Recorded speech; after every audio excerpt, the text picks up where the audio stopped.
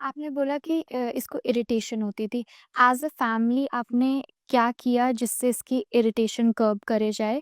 और हम क्या बाकी फैमिलीज़ को मैसेज दे सकते हैं कि कैसे हेल्प करा जाए? मैम इरिटेशंस आप एक चीज़ नॉर्मल में अगर बोलूँ तो हर प्रॉब्लम अलग होगी। हाँ जी। आप हर बच्चे को एक के साथ कंपेयर नहीं कर सकते, बिल्कुल, एग्रीड। ठीक है? अगर हम अपनी भी बात करेंगे तो हम भी एक-दूसरे से फ़ैमिलियर नहीं है, मतलब हर हमारी 5 फिंगर्स हैं तो ये भी बराबर नहीं। बिल्कुल। तो इनकी प्रॉब्लम्स क्या हैं, वो फैमिली वाले ज़्यादा समझ सकते हैं। जैसे इसकी प्रॉब्लम थी कि इससे कोई बात मिलना नहीं, कोई आगे-पीछे नहीं जाना है। तो उस वजह से इसे इरिटेशंस होना स्टार्ट हुई। पहले स्कूल में जाती थी, तो वहाँ पे सबसे मिलना, सुबह जाना एक रूटीन थी। अब वो रूटीन गई, खत्म। उसका स्टार्टअप ज़ीरो हो गया। हुँ। तो अब इसको वो चाहिए था कि मुझसे कोई बात करे, क्योंकि हम भी अगर आते थे, तो हमने भी 5-10 मिनट इससे बात की और उसके बाद हम अपनी डेली नीड्स में या डेली काम में चले गए। तो उस वजह से इरिटेशन होती थी। तो कभी-कभी तो इरिटेशन ऐसी होती थी कि किसी बात पे चिढ़ जाना, कि ये मेरे सामने बैठा क्यों? उठ, चल जा बाहर।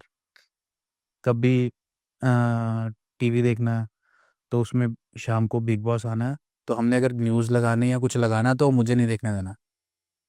जाओ ऊपर जाके देखो अपने कमरे में। आपने बोला कि बिग बॉस पसंद है, तो बिग बॉस में आप बता सकते हैं कौन-सा कैरेक्टर?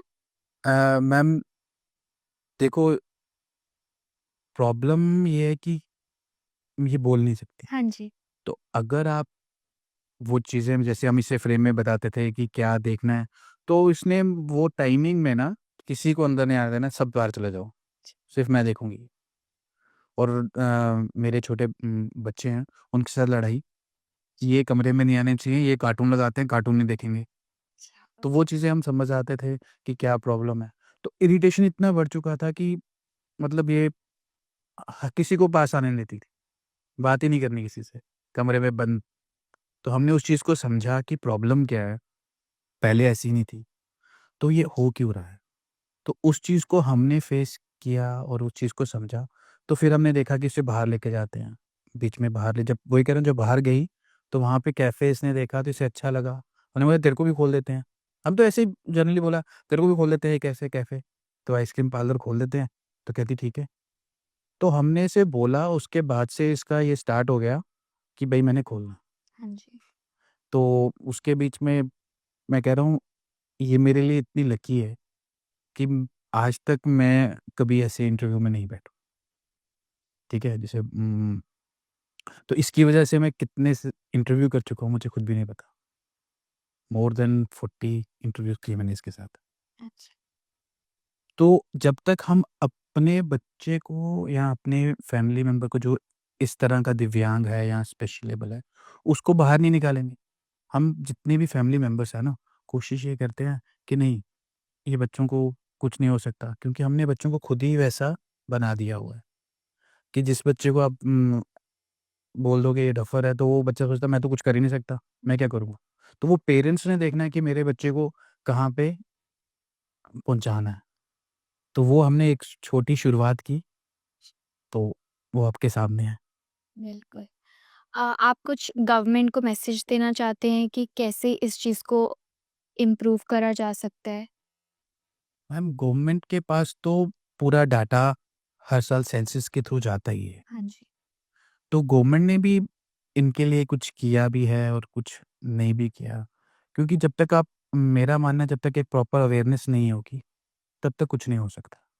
क्योंकि अवेयरनेस ज़रूरी है। अगर ये बच्चों की एक पेंशन लगती है, डिसेबल पेंशन्स लगती है, उसमें एक बोर्ड बैठता है जिसमें देखा जाता है कि कितनी डिसेबिलिटी है, उसके हिसाब से वो लगता है। तो जब सेंसस के हिसाब से जा रहा है कि कितने बच्चे डिसेबल हैं या क्या फैमिली का स्टेटस है, उसमें सब पूरा डाटा आता है। तो उसके हिसाब से वो खुद क्यों नहीं करती? अगर वो ये सेंसस कर रहे हैं कि कितने बच्चे ये हैं, तो क्या गवर्नमेंट को ये उसका एक ड्यूटी नहीं है? क्योंकि एक कॉमन आदमी को तो ये पता ही नहीं है कि उसने जाना कहाँ है।